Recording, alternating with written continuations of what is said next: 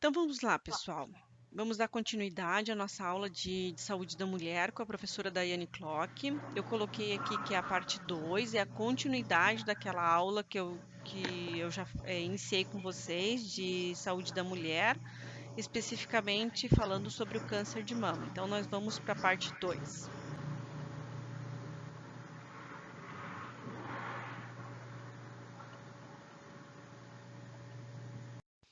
Então a gente já falou do autoexame das mamas e agora a gente vai falar o que é o exame clínico das mamas, né? Então, esse exame clínico das mamas, né, ele é diferente do autoexame das mamas porque ele é realizado por um profissional habilitado para esse exame, né? Que seria um médico, médico, enfermeiro, enfermeira treinado para essa atividade. Nesse exame poderão ser identificadas alterações na mama, né? Então, esse profissional vai fazer a procura de algo diferente na sua mama, um nódulo, uma modificação da textura da pele, né? E também vai examinar suas axilas. Então, se for necessário, será indicado um exame mais específico, como a mamografia. Então, se esse profissional, durante o exame clínico, ele verificar alguma alteração, tá? Tanto o médico como o enfermeiro, ele pode fazer essa solicitação de uma mamografia, tá? Que a gente vai ver mais adiante o que é uma mamografia. Então, o exame das mamas, realizado pela própria mulher apalpando os seios, ajuda no conhecimento do corpo. Entretanto, este exame ele não substitui o exame clínico das mamas, realizado por profissional de saúde treinado. Então, assim, não é porque a mulher faz o autoexame das mamas em casa todo mês que ela não precisa, pelo menos uma vez no ano, ter uma consulta com um profissional para fazer o exame clínico das mamas. Então, caso observe alguma alteração durante o autoexame das mamas, né, você vai procurar um serviço de saúde mais próximo da sua moradia ou seu médico de confiança, né? E pelo menos uma vez por ano, né, vai agendar uma consulta para esse exame clínico das mamas.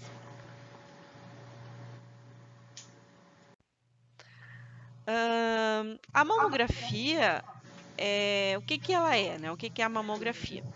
A mamografia é um exame simples, consiste em colocar a mama entre duas placas, ou seja, fazer uma radiografia, uma fotografia dessa mama, para verificar se ela tem algum nódulo. A radiação recebida pela mulher durante o exame é pequena, não sendo prejudicial à saúde, então não precisa ficar preocupada. A mamografia, esse exame, ele permite descobrir o câncer de mama quando o tumor ainda é bem pequeno. Claro, desde que a mulher procure fazer esse exame o mais cedo possível, né? Dentro do protocolo que a gente já vai falar um pouquinho mais adiante, né? Claro que se a mulher, né, for procurar um profissional de saúde ou fazer esse exame quando o nódulo já estiver em estado avançado, né? A mamografia vai detectar daí um tumor bem grande nesse caso, né? O ultrassom, né, que é um exame complementar, ele pode ser necessário para complementar quando realizada a mamografia e ficar em alguma dúvida. Então, o médico vai solicitar um ultrassom para complementar as imagens. Além disso, além disso, né, outros exames não substituem a mamografia. Então, a mamografia é o exame padrão ouro, né, para o diagnóstico do câncer de mama. Claro que você fez mamografia, fez ultrassom, verificou-se um possível tumor, né? Então, o que o médico vai fazer também? Vai encaminhar para o mastologista, que é um especialista em mamas, para fazer uma consulta com esse especialista e, na grande maioria das vezes, esse profissional vai fazer uma biópsia para verificar realmente qual o conteúdo desse nódulo. Então, aqui eu trouxe a imagem, né, de uma mamografia, o seio, né, então a mama sendo colocada entre essas duas placas, e é feito, então, é disparado um feixe, né, de radiação que ultrapassa, então, o tecido mamário, aqui onde eu estou mostrando para vocês, e a gente consegue fazer a visualização desse tecido mamário. Então, aqui eu trouxe uma imagem de uma mamografia, né, onde ela mostra, né, aqui onde eu estou mostrando aqui, ela mostra um nódulo, né, Então aqui mostra o nódulo, né, o nódulo, e aqui nesse último quadrante aqui, né, mostra que parte da mama, né, esse nódulo aparece. Então a mama é dividida em 4 quadrantes, né, quando é realizado o exame e verificado, e a gente sabe certinho a localização desse nódulo. Por que que é bem importante a localização desse nódulo, né? Para depois, se necessário, também fazer uma biópsia, né? Então, quem já fez esse exame de mamografia, né, sabe esse nódulo aqui ele é medido direitinho, olhado, né, as bordas direitinho, se elas são irregulares, regulares, né, que dependendo da característica desse nódulo, ele vai ser caracterizado como um nódulo benigno ou maligno, tá? Claro que se tiver características de um nódulo maligno, para ter certeza, vai ser feito uma biópsia.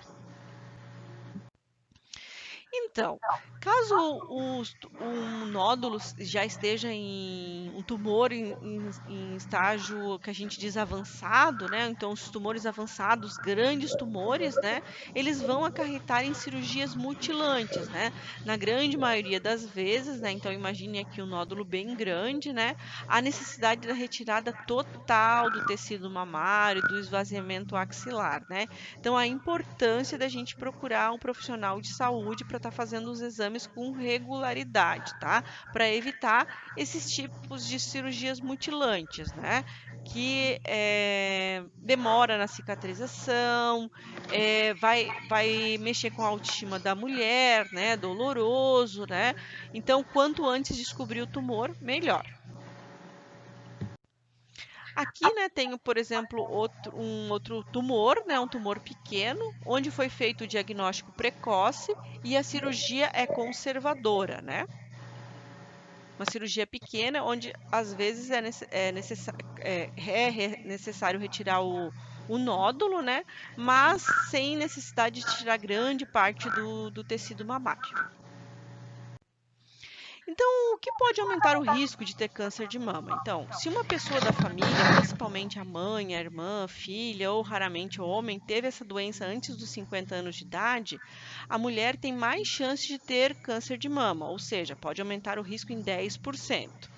Quem já teve câncer em uma das mamas ou câncer de ovário em qualquer idade recebe atenção especial do serviço de saúde. Então, essa mulher, ela vai ter que fazer esses exames com mais periodicidade. Cerca de 5% dos cânceres são de origem genética, inclusive a síndrome do câncer de mama e ovário, onde várias mulheres da mesma família têm esses tumores, né, mesmo antes dos 25 anos, né? Então, 5% desses cânceres são de origem genética. As mulheres com mais risco de ter câncer de mama devem tomar alguns cuidados especiais. Que cuidados são esses? Então, se elas têm histórico de câncer de mama na família, né? O que que o profissional de saúde vai fazer, né? Então, ele vai iniciar, né, o cuidado com essa mulher um pouco antes do que a grande maioria, como é preconizado pelo Ministério da Saúde. Então, a partir dos 35 anos, o exame clínico das mamas, né, começa a ser realizado e a partir dos 40 anos a mamografia também deve ser feita uma vez por ano. Aqui em Joinville, não precisa estar em grupo de risco para fazer a mamografia aos 40 anos. Toda mulher, né, que vai até uma unidade básica de saúde, ou consulta com o médico ou com o enfermeiro, pelo menos uma vez por ano, né? Esse profissional vai fazer o exame clínico das mamas e também vai solicitar a mamografia dessa mulher para saber como que está. A preconização do Ministério da Saúde é a partir dos 50 anos, mas Joinville atualmente consegue fazer a partir dos 40 anos. Então, mesmo que ao examinar, né, não se encontre nenhuma alteração, as mamas devem ser examinadas uma vez por ano por um profissional de saúde, justamente para estar se atentando a essas modificações que a mama pode ter. Então, aqui eu trouxe alguns fatores de risco, né, que podem aumentar os riscos, né, de ter um câncer de mama. Primeiro, câncer de mama tem uma maior incidência acima dos 40 anos, sobretudo depois dos 50. Isso explica por que o Ministério da Saúde preconiza fazer mamografia depois dos 50 anos, né? Outro fator de risco é mulheres cujas mães, irmãs, tias tenham apresentado câncer de mama, principalmente se a doença se manifestou antes da menopausa. Primeira gestação após os 30 anos também aumenta o risco de câncer de mama, que é algo bem comum hoje as mulheres, né, terem a primeira gestação após os 30 anos, né? A menarca precoce, ou seja, a primeira menstruação, né, com a menina muito nova. E o contrário também, a menopausa tardia, a última menstruação muito tarde, né? São fatores que podem aumentar o risco do câncer. O que mais? Mulheres que nunca amamentaram também aumenta o risco. Ingestão crônica de bebida alcoólica, dieta rica em gordura, e principalmente de origem animal.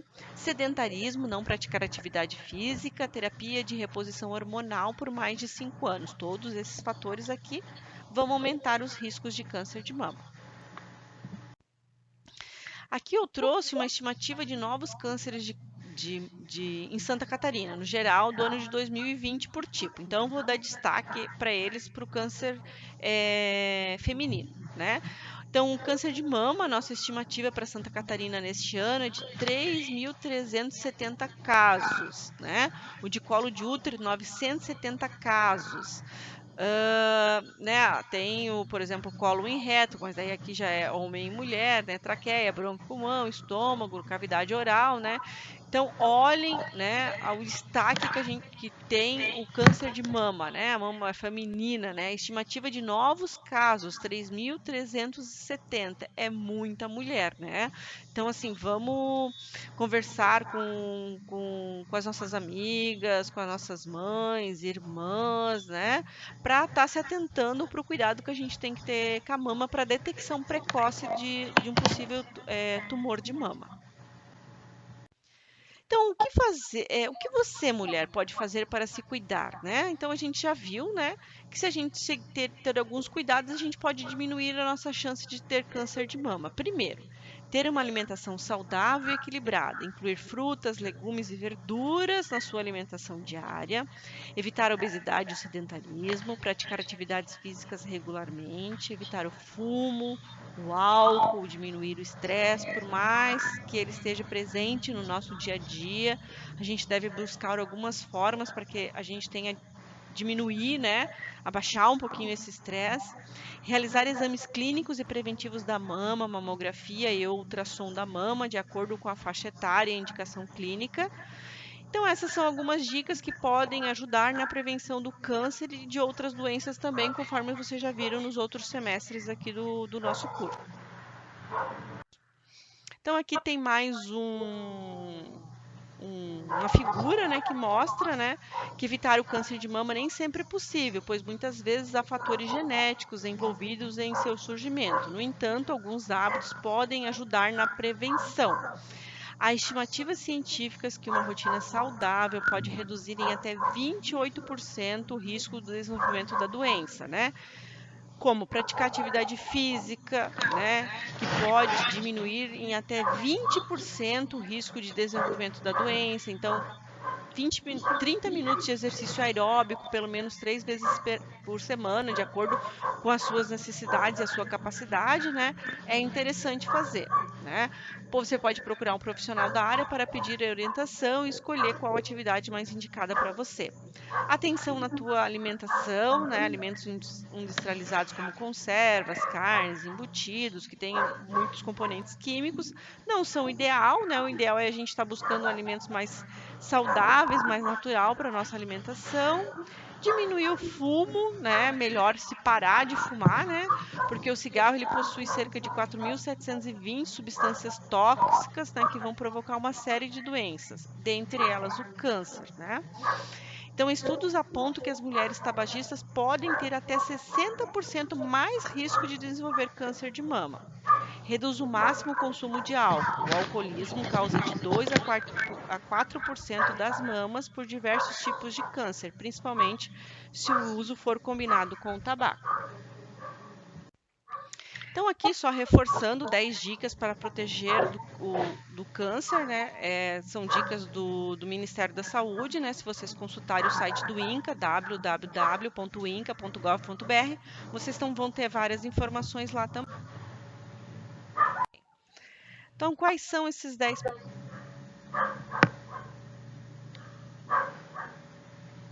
Né? Primeiro, faça pelo menos 3 refeições, né? E 2 lanches por dia. Não pule as refeições, não faça dietas malucas. Diminua o consumo de alimentos gordurosos, como carnes, gordura aparente, salsicha, os embutidos em geral, salgadinhos.